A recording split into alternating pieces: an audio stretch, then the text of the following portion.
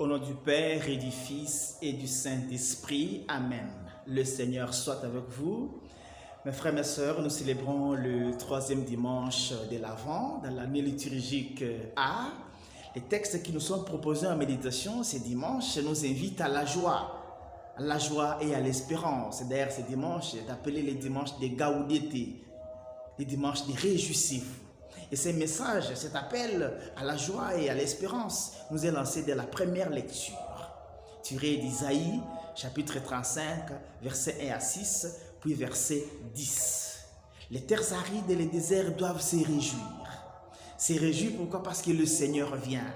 C'est le moment où ils verront la gloire de notre Seigneur. C'est le temps de la revanche de notre Dieu, le temps de la vengeance.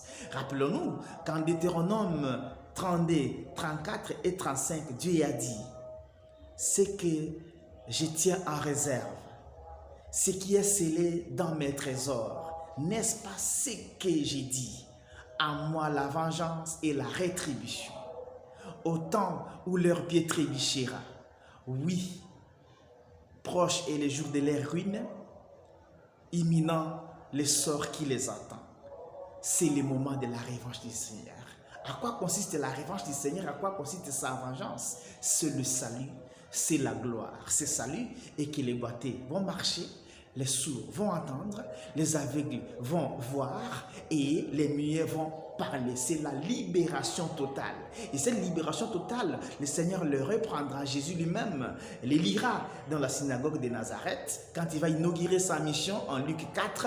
L'Esprit du Seigneur est sur moi. Le Seigneur m'a consacré par l'onction pour que les aveugles voient, les sourds entendent, les muets parlent et ainsi de suite. Donc Jésus est venu libérer l'homme. Jésus est venu sauver l'homme. Et comme cette libération se pointe, les gens qui sont dans la souffrance, nous qui sommes dans la misère, nous devons être dans la joie. La joie parce qu'il faut se moquer des tourments de la vie présente et regarder le Seigneur qui vient nous libérer. Et effectivement, le Seigneur augmente en nous cette joie de l'attente, cette joie d'attendre le jour de la libération. Et dans la deuxième lecture, tirée de l'épître de Jacques, au chapitre 5, versets 7 et 10, Jacques nous invite à la patience du cultivateur. Et nous invite aussi à ne pas gémir les uns contre les autres, patienter, prendre notre mal à patience et ne pas gémir. Parce que gémir, c'est plaindre outre mesure, ça ouvre au désespoir, ça ouvre au manque de foi et manque d'espérance. Et dans la lecture de l'évangile tirée de Matthieu 11, 2 à 11, de sa prison, Jean-Baptiste a entendu parler de Jésus. Alors il envoie les gens poser la question, es-tu celui qui doit venir ou devons-nous en attendre un autre? Apparemment, il ne comprenait pas que le Messie soit là et que lui soit en prison. Mais la réponse de Jésus est très claire. Allez dire à Jean ce que vous voyez. Les sourds entendent, les aveugles voient, et ainsi de suite. Et Jésus termine en disant, heureux celui pour qui je ne serai pas l'occasion de chute. Ça signifie que même si je suis là et que tu vois que dans ta vie, la libération ne se réalise pas encore, n'est pas chuter à cause de ça, n'est pas désespérer, n'est pas perdre la foi, mais toujours avoir la patience. La foi implique la patience et l'endurance, mais aussi la persévérance. Et il finit par parler, donner les éloges à Jean le Baptiste, qui pourtant est le plus grand, mais simple. Les grands sont simples. Il est plus grand des enfants des hommes, mais il est simple dans l'apparence, dans le parler et dans la vie.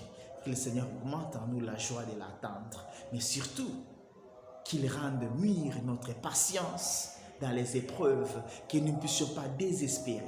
Même si ta souffrance perdure, malgré le temps que ta misère peut prendre, malgré la durée de tes épreuves, espère au Seigneur, espère le Seigneur, il finira par te délivrer, te libérer, parce que l'espérance ne déçoit jamais. Bon dimanche à toutes et à tous. Que Dieu vous bénisse, le Père, le Fils et le Saint-Esprit. Amen.